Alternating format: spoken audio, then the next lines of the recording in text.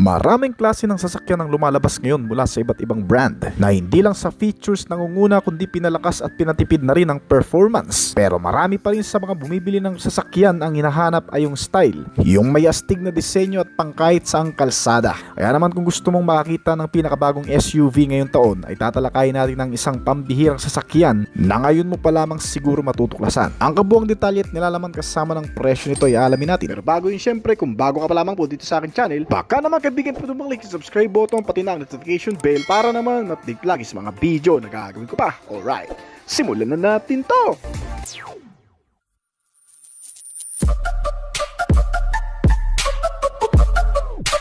Dongfang M Hero 917. Isang mala-armored car na SUV ang kararating lamang sa Pilipinas na tinatayang magbibigay ng napakalakas na performance. Ito ay isang pang-off-road na SUV na ginawa para sa kahit anong klase man ng kalsada.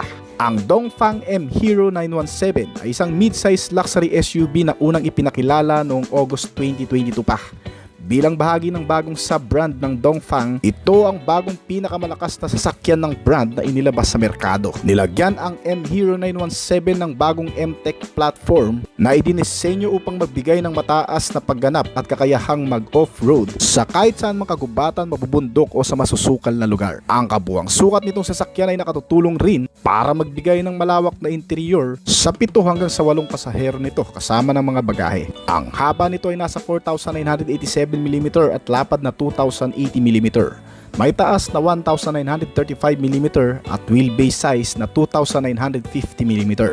Tumitimbang itong sasakyan ng 3,130 to 3,290 kg. Pagdating sa panlabas na disenyo, ang harap nito ay nilagyan ng polygonal honeycomb grille na may trapezoidal na hugis na may kasamang mga X-shaped LED DRLs na nagbibigay ng matalim at modernong itsura. Samantalang ang hood panel ay makapal at matibay na may mga air vents para sa tamang ventilasyon. J-Tour T2.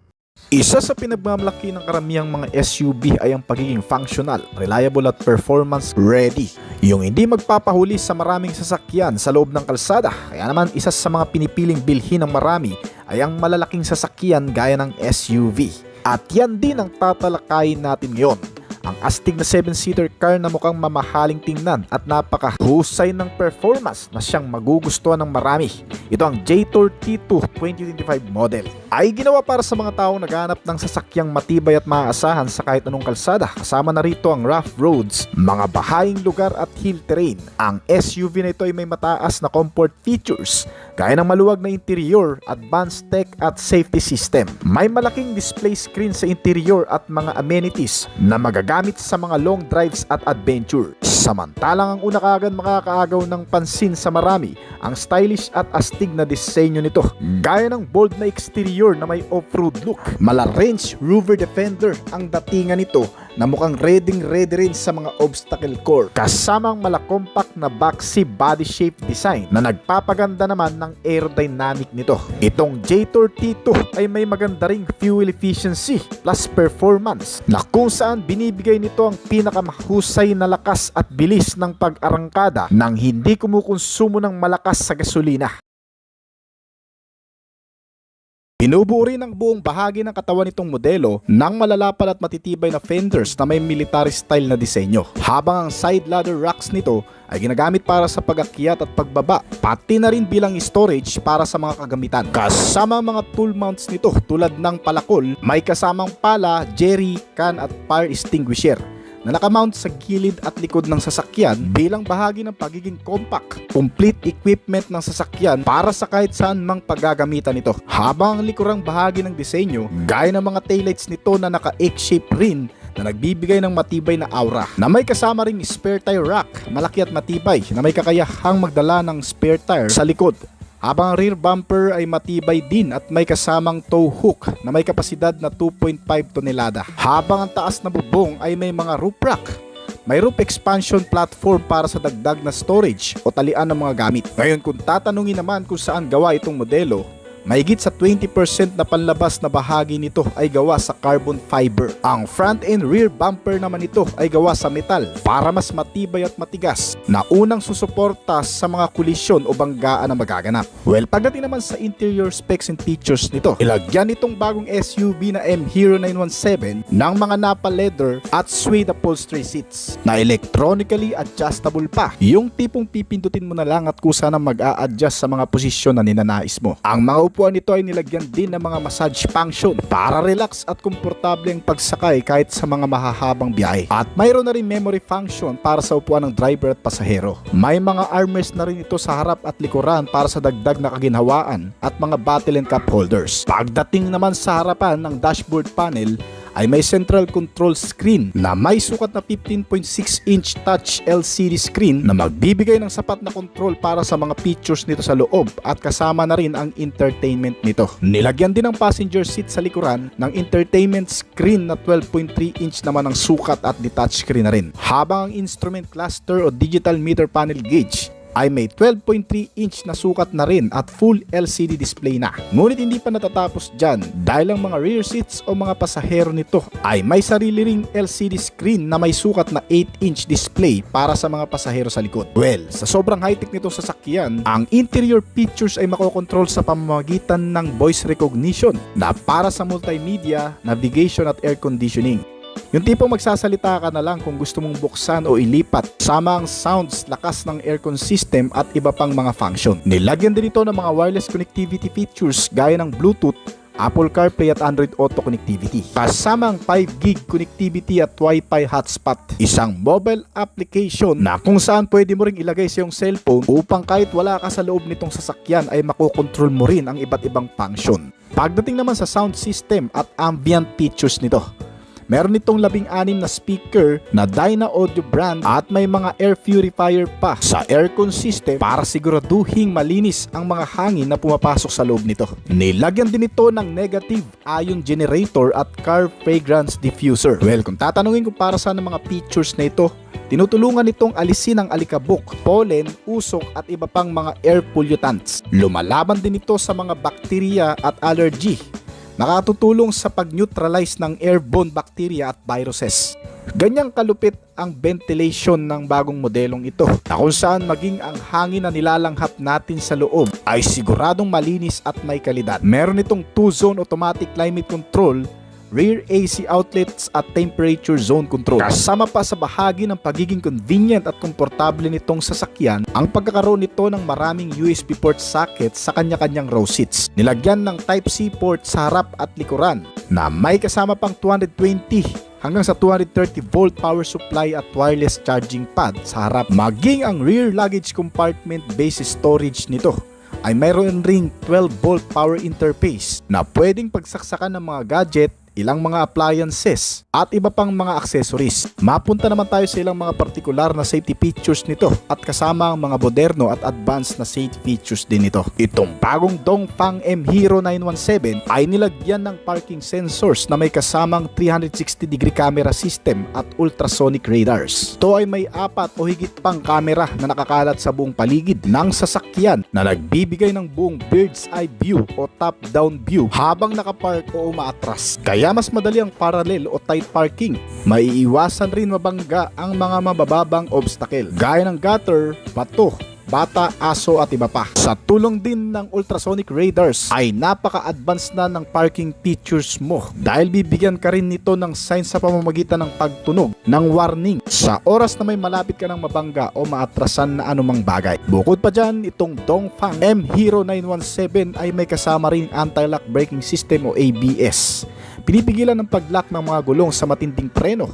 Sinamahan din ito ng brake assist o BA na nagbibigay ng karagdagang lakas ng preno sa oras ng emergency. May kasama rin itong traction control system o TCS.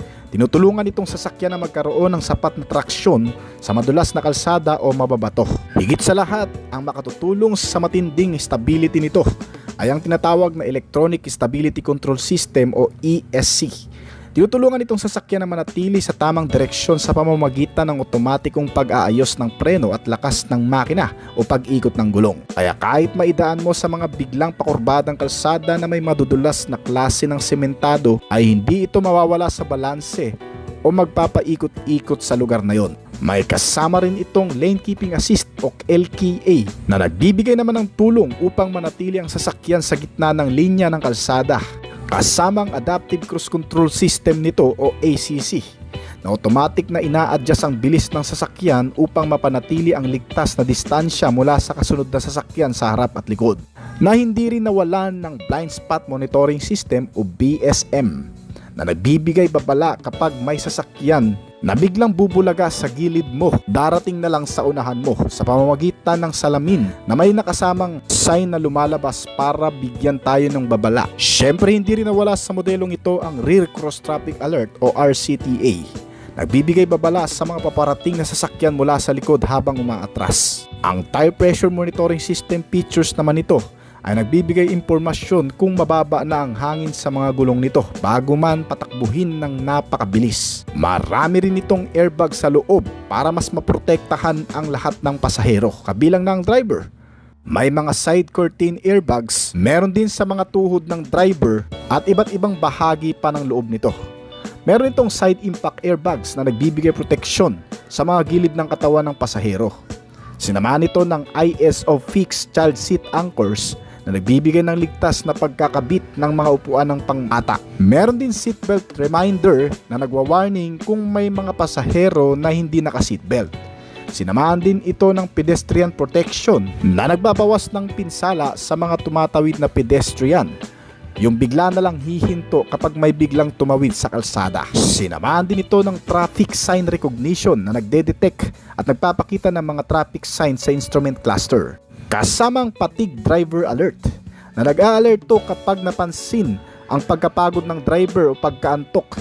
Nakusa rin itong hihinto kapag na-sense ng sistema nito na hindi na kaya ng driver magmaneho. Meron din itong night vision system na nagpapakita ng mga obstacles sa madidilim na kondisyon at ang roadside assistance call na nagbibigay direktang koneksyon sa emergency service. Kung sakaling may mangyaring di ka nais-nais o mawalan ka man ng malay sa daan ay maaalertuhan pa rin ang mga rescuer upang mas madali kang matrace kung nasaan ka man. Meron itong hill start assist at hill descent control na otomatikong nakokontrol ang bilis habang bumababa o umaakyat sa matatarik na daanan. Meron din tong wading sensor system na nag-aalerto kapag ang sasakyan ay lumalampas na sa ligtas na wading depth o yung tipong isusuong mo sa mga matataas na katubigan o mga ilog. Ito ay nililimitahan sa pamamagitan ng sensor na nag-aalerto kung kaya o hindi na kaya ang taas ng tubig nitong sasakyan. Meron din itong crowd control na nagbibigay ng mababang kontroladong bilis para sa mga off-road driving. Kasamang differential lock nito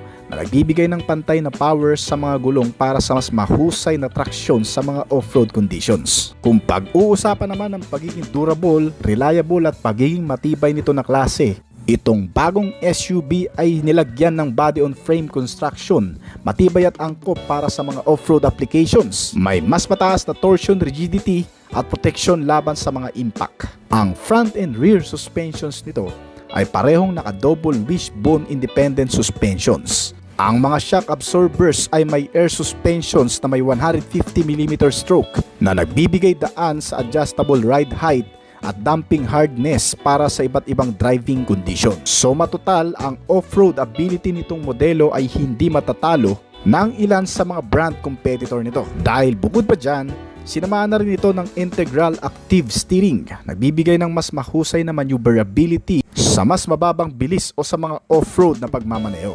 Sinamahan pa ito ng adaptive headlights na automatic na naa-adjust ang direksyon batay sa steering wheel position. Naka-keyless entry and start na rin ito na nagbibigay na mas maginhawang pagpasok at meron itong remote start function na kung saan pwede mong mapagana ang makina nito o may start ang engine sa pamamagitan lamang ng pagpindot ng remote nito kahit nasa labas ka ng sasakyan. Ang mga gulong nito ay nakadesenyo na para sa mga off-road condition na may kabuuang sukat na 275 by 65 R20 na sinamahan ng makakapit na preno gaya ng front and rear na naka-ventilated disc brakes na naklase. Well, kung pag-uusapan naman ang engine specs at capability nito, itong bagong Dongfang M Hero 917 ay isang powerful na hybrid SUV. Dalawang klaseng makinang nagpapagana sa modelong ito. Isang engine na gumagamit ng natural gas na may kabuuang displacement na 1.5 liters o 1,476 cm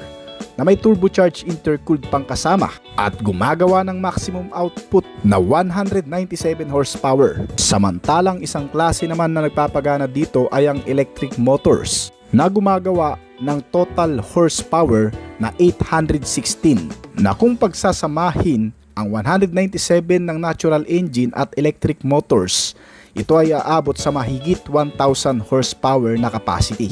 May maximum torque naman ito na nagagawa na umaabot sa 1,050 Nm.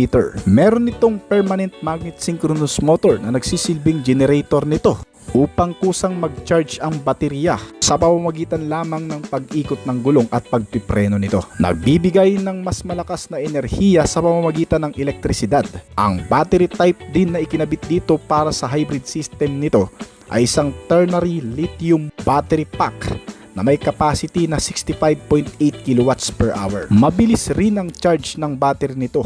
Dahil wala pang isang oras ay maaari nang itong ma-full charge. Meron itong 2-speed automatic transmission type at driving mode na electric 4-wheel drive. Gumagawa ito ng 0 to 100 km/h accelerations sa loob ng 6.76 seconds o katumbas yan ng maximum speed na nagagawa nito na umaabot ng 191 km/h. Kung gamit ang dikuryenteng pagpapatakbo, ito ay umaabot sa 200 km bago tuluyang maubos ang enerhiya ng battery. Samantalang kung ang gasolina naman ang gagamitin, ito ay may fuel consumption rate na umaabot ng 14 km per liter. May fuel tank capacity itong SUV na 84 liters at ground clearance size na 257 mm. Itong bagong Dongfang M Hero 917 ay sinubukan at tinest drive na sa Europa at sa iba't ibang bansa upang mas masuri pa ang kakayahan nitong sasakyan sa iba't ibang kondisyon ng kalsada at klima. Kaya kung titingnan natin sa actual video guys, ang tibay, tatag at tigas ng sasakyan na ito ay talagang nasubukan.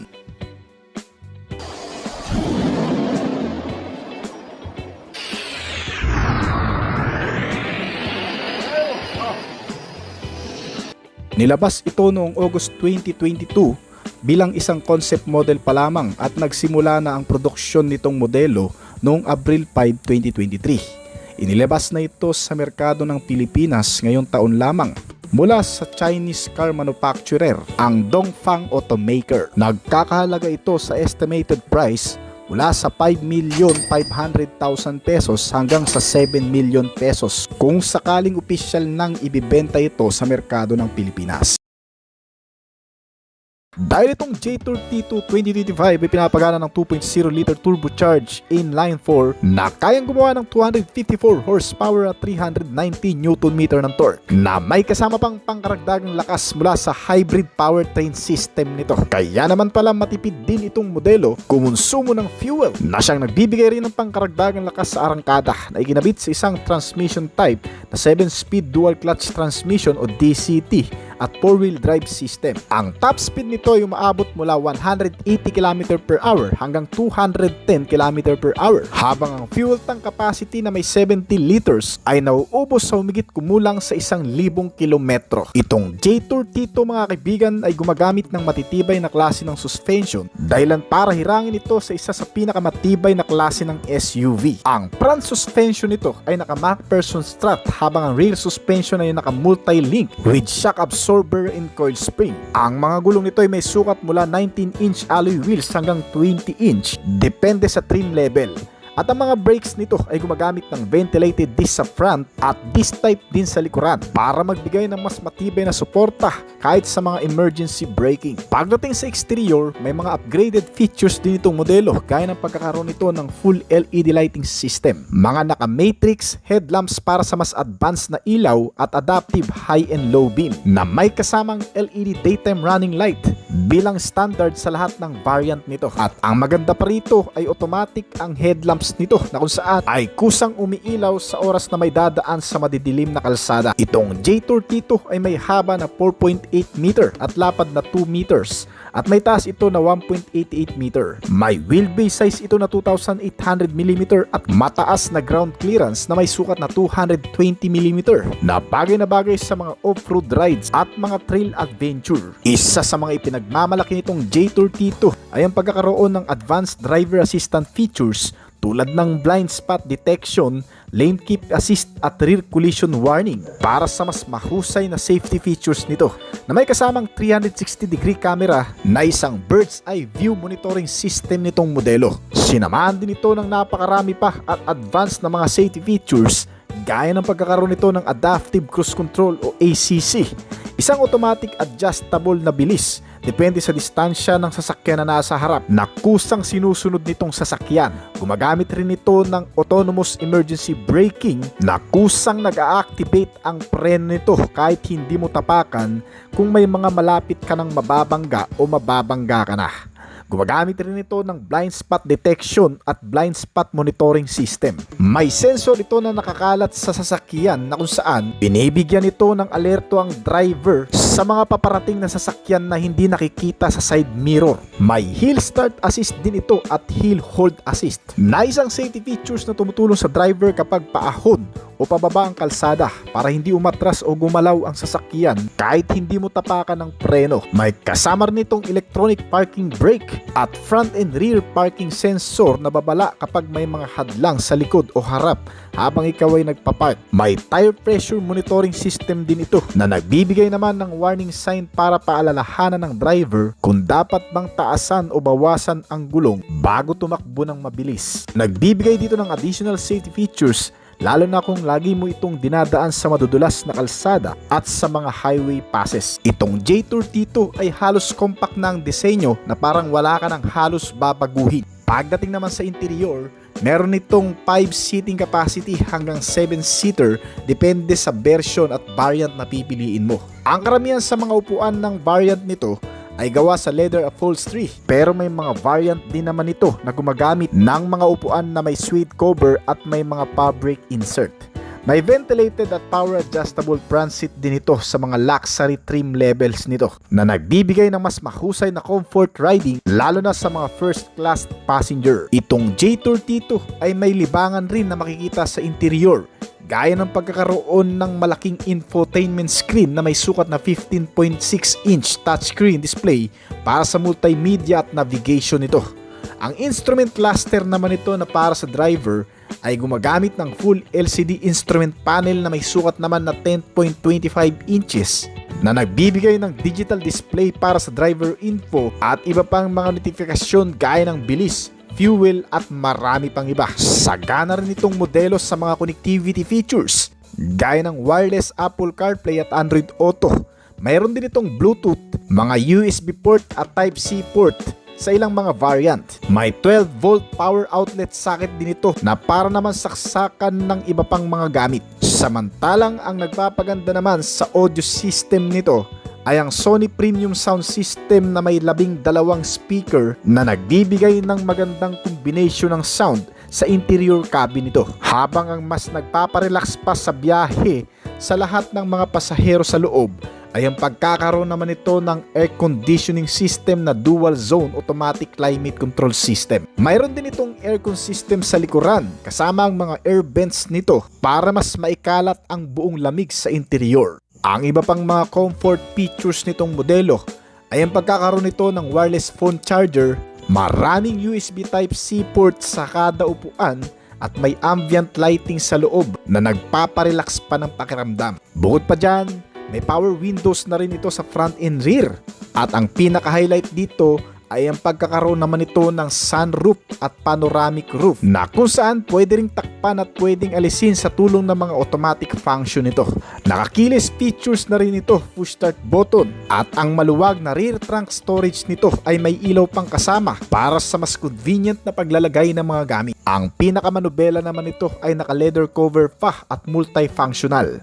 gumagamit ng rank and pinion steering at power assist na electric power steering. Adjustable din ang steering column na naka-tilt and telescopic para magbigay ng sapat at mahusay na pagmamaniobra mula sa mga biglaang liko, mata-traffic at malulubak na kondisyon. Itong J-Tour ay talagang perpekto para sa mga ganong kondisyon.